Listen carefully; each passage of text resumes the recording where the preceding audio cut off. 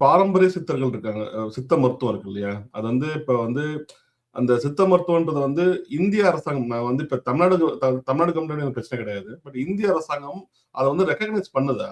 ஒரு ப்ராப்பரா இல்ல, ஏன்னா தமிழ்நாடு மட்டுமே இல்ல.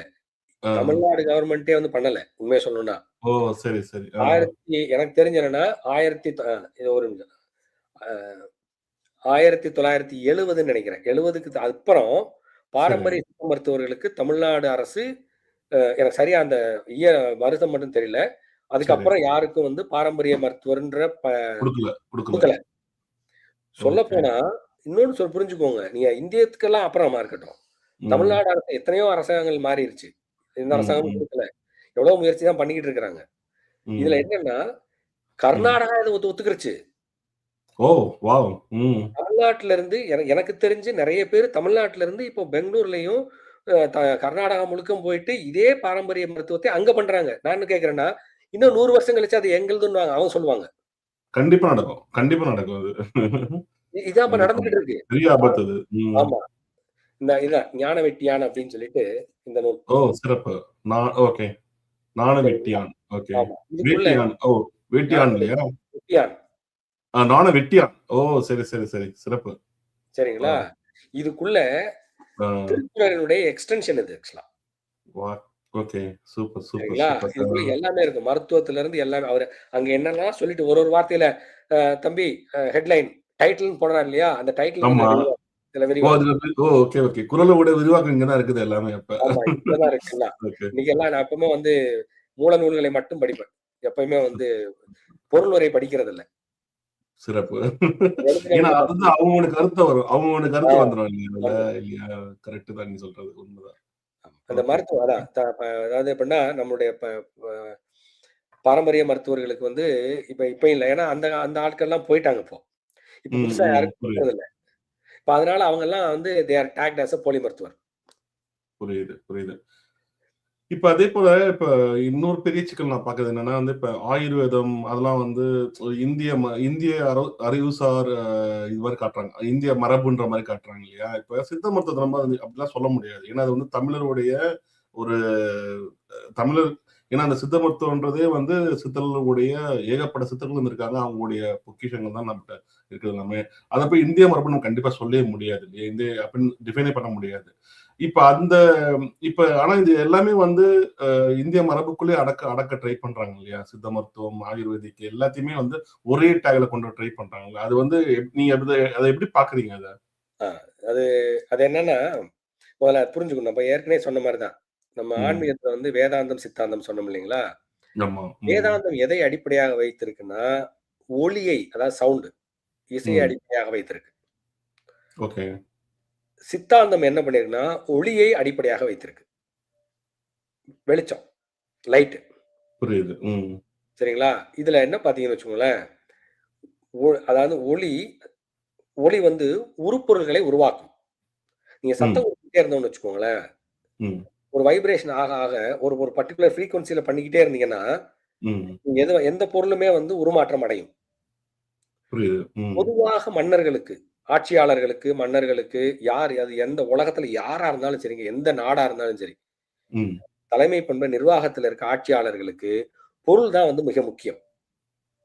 ஓகே. அதுக்கப்புறம் தான் ஞானமெல்லாம். இல்லைங்களா? புரியுது. அப்போ ஒரு ஆட்சியாளர்களுக்கு இப்ப அது என்னன்னா, இந்த ஆயுர்வேதம் என்பது சமஸ்கிருதத்தை தழுவி வரும். ம். சமஸ்கிருதம் என்பது வேதாந்தத்தினுடைய நீட்சி. கரெக்ட்டா. ம். வேதாந்தத்தை வெளிப்படுத்துவதற்காக உண்டானது. ம். அது ஒலியலைகளா இருக்கும்.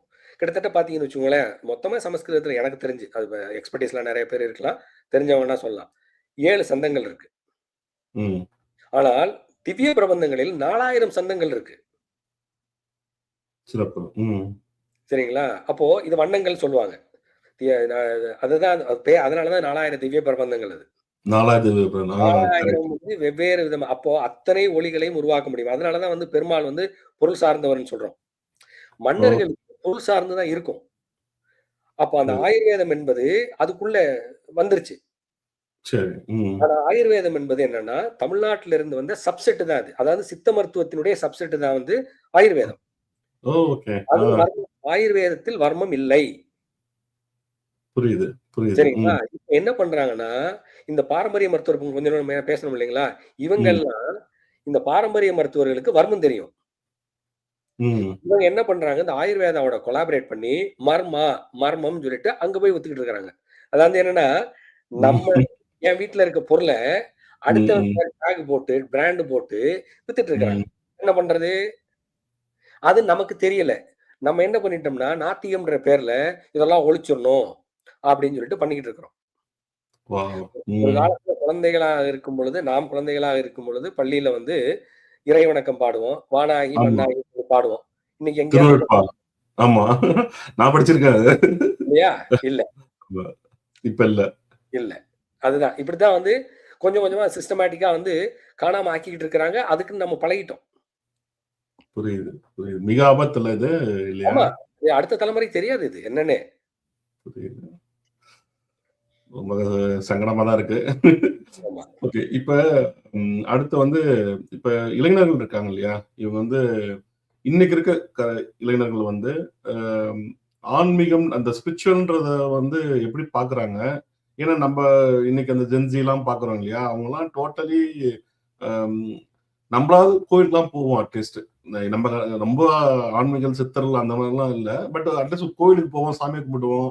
ஒரு பிரார்த்தனையில ஏதாவது நடக்கும்னு நெனைப்போம். இல்லையா? ஒரு லீஸ்ட் லெவலுக்கு அத பண்ணிட்டு இருந்தோம். பட் இன்னைக்கு இருக்க பசங்க, இன்னைக்கு இருக்க இளைஞர்கள், ஜென்ஸி பசங்கலாம் வந்து எப்படி பார்க்குறாங்க? ஸ்பிரிச்சுவல்னு ஒண்ணு இருக்குன்னு நெனைக்கிறாங்களா? இல்ல அது டோட்டலி அ அது அவங்க உணர முடியாத ஒரு இடத்துல உணர முடியாத ஒரு இடத்துக்கு போயிடுச்சா அது? ஆன்மீகன்ற ஒரு கான்செப்ட்டே? இல்லங்க. அது எப்பயுமே எந்த ஒரு இதுமே பழக்கத்திலும், புழக்கத்திலும் இருந்து அது ஒரு பலனை கொடுத்தால் மட்டுமே ம்.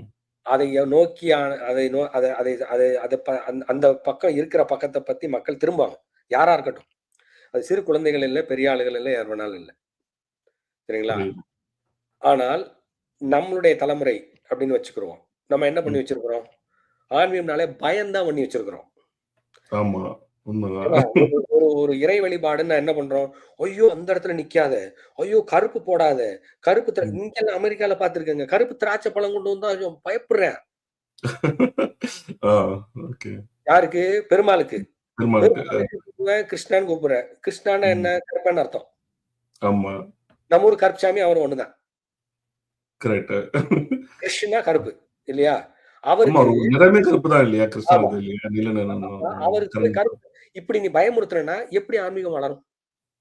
ம். அப்ப அதனால பலன் என்ன? பய நீ நமக்கு வேணா சடங்குகள் இப்ப இதா இருக்கலாம்.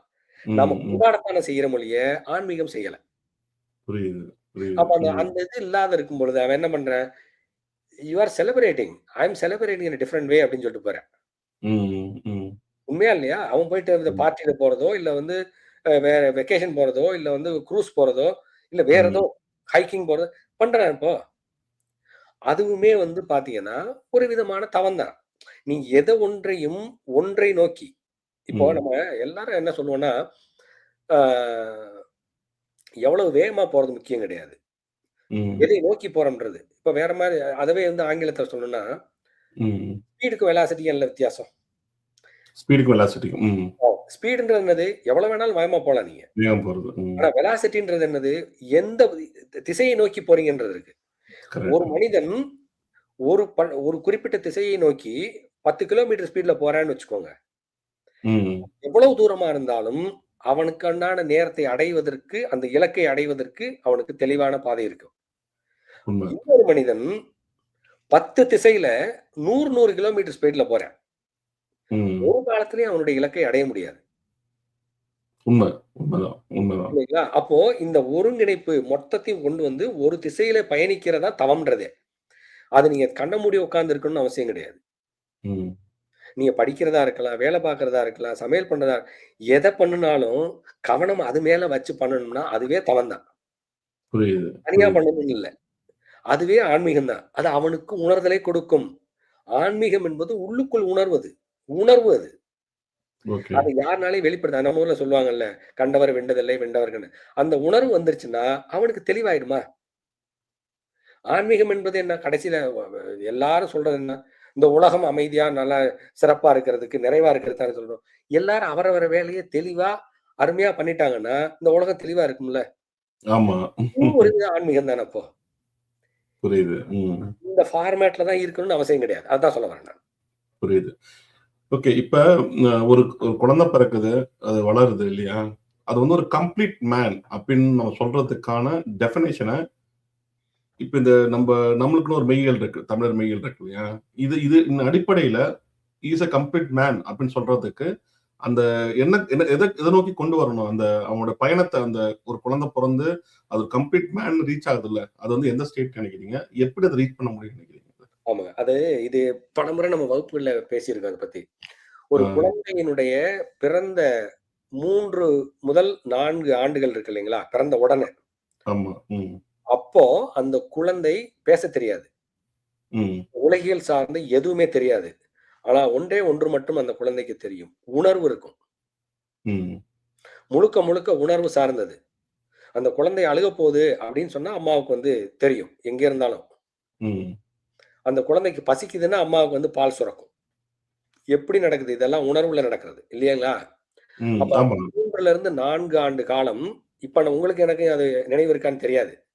ம், அந்த 3லிருந்து 4 ஆண்டு காலம் அந்த குழந்தைக்கு எந்த சூழலில் வளர்கிறதோ, ம். அந்த குழந்தை மீதம் இருக்கிற அத்தனை ஆண்டு காலமும் அப்படித்தான் இருக்கும். புரியுது. ம், ம், அதனுடைய வாழ்நாள் பூரா அந்த உணர்வு தான் வந்து அதுக்கு வெளிப்பாடா வெளிப்படும், வெளிப்படும், வெளிப்படும், வெளிப்படும். அது அம்மாவினுடைய வ கருவில் கருவுற்ற நாள் முதல் ம், அந்த குழந்தை 4 வயதுக்குள்ள என்னென்ன அனுபவங்களை பெறுகிறதோ, உணர்வு பூர்வமாக பெறுகிறதோ, ம், அந்த இதுதான் வந்து அந்த குழந்தைக்கு மிச்ச வாழ்நாள் பூரா வந்து அதத்தான் நோக்கி தான் ஓடும். அதுதான் பிலீஃப் சிஸ்டம். அத தாண்டி அந்த குழந்தைனால வேற எதுவும் சிந்திக்க முடியாது. சிந்திக்க வராது. முடியாது. ஓகே. ம், ஏன்னா ம், உணர்வுகளில் அதனுடைய நியூரான்ஸ்ல எல்லாம் அதான் பதியப்பட்டிருக்கு. டிஎன்ஏல போயிருது. ஏன்னா அது பச்சை மண்ணு சொல்றோம் இல்லைங்களா? அதுல போய் பதிஞ்சிருது. அப்போ அந்த குழந்தைகிட்ட கொஞ்சும்போதோ, விளையாடும் பொழுதோ, உணவருந்தும் பொழுதோ என்ன பண்ணணும்? நம்ம பயத்த பேசக்கூடாது. ம், ம். புரியுது. இப்ப ஒரு கொஞ்சுறது என்ன பண்ணுவேன்? திருட்டு பயலேன்னு தான் குத்துவான். ஆமா. இல்லையா? பாரு கண்ண ஆமா. பாரு, கண்ண நோண்டிருவேன்னுவேன். இப்போ இதெல்லாம் இருந்தா, இது வன்மத்தை தான் வளர்க்கும் அந்த குழந்தைக்கு. அந்த புரியுது. குழந்தையில நம்ம தமிழ்நாட்டிலே சில பகுதிகள்லாம் இருக்கு. அதுல என்ன பண்ணுவாங்க, திட்டுறதே உங்க வீட்ல பொண்ணு விளைய, உங்க வீட்ல வெள்ளி விளைய, உங்க வீட்ல நெல்லு விளைய, இப்படித்தான் திட்டுவாங்க. அது சொல்றது இதெல்லாத்தான் வந்து நம்ம சொன்னோம்னா, "ஏன்டா அது இந்த மூட நம்பிக்கையா?" அப்படின்னுவாங்க. இல்லை. இது ம். சொல்லி சொல்லி எல்லாமே பழக்கம் தான். உங்களுக்கும் எனக்கும் எல்லாமே பழக்கம் தான். இல்லைங்களா? புரியுது. ஆமா, இந்த ஆமா, ஆமா. பழக்கத்தை அவங்க சொல்லி, சொல்லி, சொல்லி இந்த மாரி எல்லாம் பேசக்கூடாது, செய்யக்கூடாது, செய்யக்கூடாதுன்னு சொல்லி, சொல்லி, சொல்லி, சொல்லி வலியுறுத்தி, வலியுறுத்தி அந்த சூழலை ஒரு நல்ல இயல்பான அருமையான குழந்தை வளரும் சூழல் அதனால தான் சில சமூகங்கள்லாம் பார்த்தீங்கன்னா, ம், பொருளாதாரத்திலும் சரி, ஆன்மீகத்திலும் சரி சிறப்பா இருப்பாங்க. ஏன்னா, ம். அந்த குழந்தை வளரும் சூழல் அப்படி. அப்ப அந்த சிறப்பு. உணர்வு நீங்க என்னன்னா, நீங்க கம்ப்ளீட் மேன்ன்றதெல்லாம் இல்ல. You can see that expansion of the man are the child ம். எப்ப பார்க்கலாம்னா, 4 வயது வரையிலும் அந்த குழந்தை என்ன உணர்வுகளை அனுபவித்ததோ, அதுதான் மற்ற வாழ்நாள் பூரா அனுபவிக்கும். வாழ்நாள் ஃபுல்லா அதான் இருக்கும். ஓகே. புரியுது, புரியுது, அத தேடித்தான் நோக்கி தான் ஓடும். புரியுது. பயமுறுத்தியே வச்சிருந்தீங்கன்னா, நீங்க பயந்துட்டு இருந்தீங்கன்னா, நீங்க பயமுறுத்தலாம் வேணாம் குழந்தைய. பிறந்த குழந்தைய ம், நீங்க எப்படி பயமுறுத்த முடியும்? நீங்கள் பயந்து கொண்டிருந்தீர்கள் என்றால், அந்த ம். குழந்தைக்கும் அந்த பயம் ஒட்டிக்கொள்ளும். ஏன்னா, அது வந்து உணர்வுல இருக்கிறது. உங்களுக்கு பால் சுரப்பது, அந்த குழந்தையின் பசியால் பால் சுரப்பது உண்மையெனில், நீங்கள் உங்களுடைய பயமும் அந்த குழந்தைக்கு ஒட்டிக்கொள்ளும். புரியுது, புரியுது. ம், அப்போ நம்ம என்னதான் யோசிக்கிறோம்? எப்படி யோசிக்கிறோம்? நம்ம குழந்தைய பார்த்துக்கிறவங்கள்ல இருந்து, அது தாத்தா, பாட்டியா இருக்கலாம், சுற்றத்தார்களா இருக்கலாம், இல்ல வேற யார் வேணாலும் அந்த குழந்தைய சுத்தி யாரெல்லாம் இருக்கிறாங்களோ, ம். அவங்களெல்லாம் எந்தெந்த உணர்வுகள வச்சிருக்காங்களோ, அந்த உணர்வுகளை அந்த குழந்தையின் உணர்வுகளில் விட்டுச் செல்கிறார்கள். பதிவை ஏற்படுத்தி செல்கிறார்கள். சிறப்பு, சிறப்பு. புரியுது. இது இது இருந்ததுன்னா, அந்த குழந்தை முழுமையான மனிதனாக வெளிவரும். சிறப்பு, சிறப்பு. அருமை. அ ஓகே. என்னதான் எத விதைக்கிறோமோ அதுதான் முளைக்கும்ன்னு சொல்லுவாங்க. அது இதுதான் ஆல்மோஸ்ட் 5ல் அதுதான் விளையாது, 50ல் விளையுமான்னு நம்ம ஆளுங்க சொல்லிட்டு போயிட்டாங்க.